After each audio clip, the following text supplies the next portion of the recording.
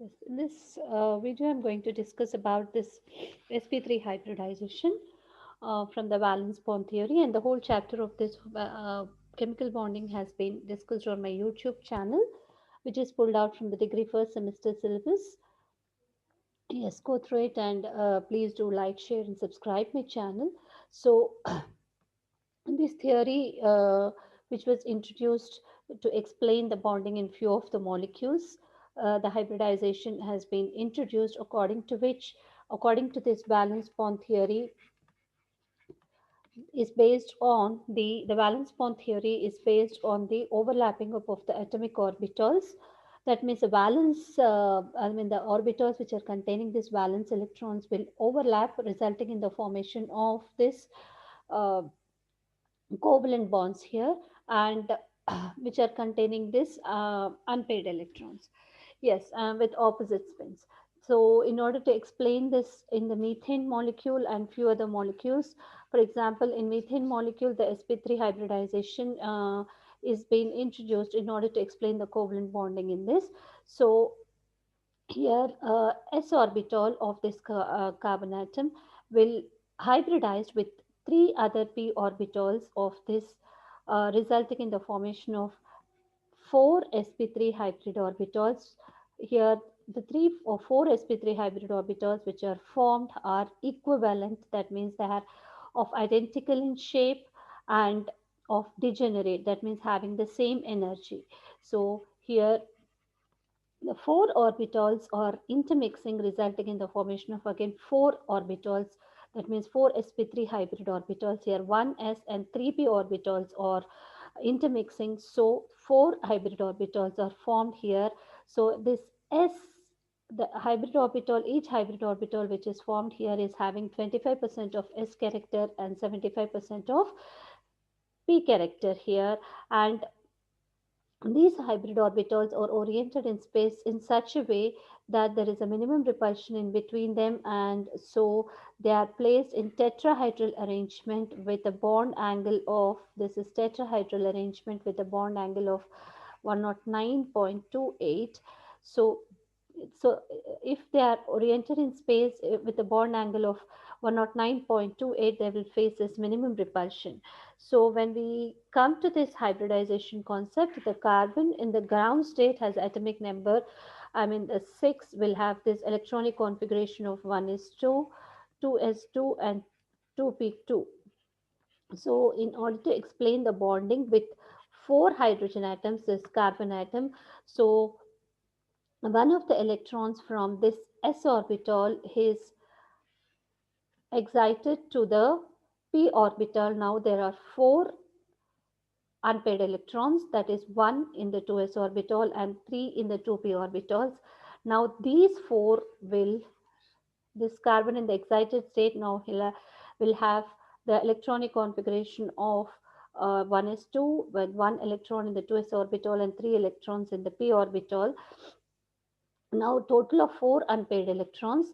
Now these four orbitals will now intermix, that is 1s and 3p orbitals will intermix, result in the formation of four sp3 hybrid orbitals. This depicts this picture. This particular picture will depict the carbon with four sp3 hybrid orbitals. Now this four sp3 hybrid orbitals, now the electrons in this will pair up with uh, each with one hydrogen atom, electron in the hydrogen. This hydrogen is only one electron, so this is 1s1. So this will overlap with the s orbital. This each of these unpaired electrons will over this hybridized orbitals will overlap with the s orbital of hydrogen atom, resulting in the formation of methane here, and the pairing up of these electrons will occur, resulting in the filling up of this p orbitals. Now this is the sp2s overlap. Now when we look at the wave functions of these, if the wave function of the four atomic orbitals of carbon here, yes, of carbon here, is described by the wave functions like psi 2s, psi 2px, psi 2py, and psi to pz, then which will result in the formation of four sp3 hybrid orbitals here, which are described now hybrid orbitals, four other wave functions now. So the psi sp3 1, this is the psi sp3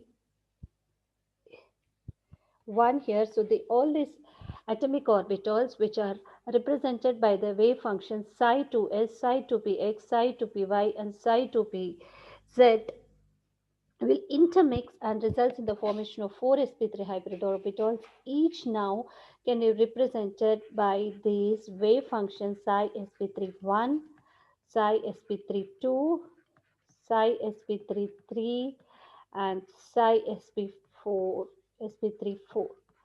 Yes, now these wave functions can be written for each of these hybrid orbitals as half into psi 2s plus half into psi 2px plus half into psi 2py plus half into psi 2pz. And for the second hybrid orbital is half into psi 2s plus half into psi 2px minus half into psi 2py and minus half into psi 2pz. And when we come to this third sp hybrid orbital, this is sp3 hybrid orbital 2s, sorry,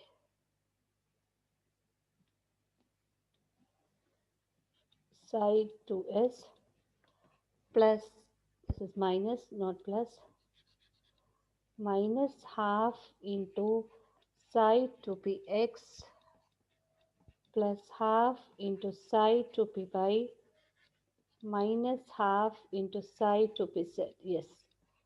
And when we come to the wave function of the last hybrid orbital, this is half into psi 2s minus half into psi 2px minus half into psi 2py and plus half into psi 2pz. So these are the wave functions of the four sp3 hybrid orbitals. Now, when we come to the shape of this sp3 hybrid orbital, like when intermixing of these will take place, that is s and 3 2p orbitals results in the formation of sp3 hybrid orbitals which having this shape, and when we are shown together they are arranged tetrahedrally with a bond angle of 109.28 each with a single electron. Now when they are overlapping with this s of hydrogen, so the pairing up of these electrons will occur in the tetrahedral manner. So the structure of CH4 can be explained based on hybridization according to this valence bond theory. Yes, in my next slide, I'm going to discuss about this sp3d, sp3d2 hybridization. Yes.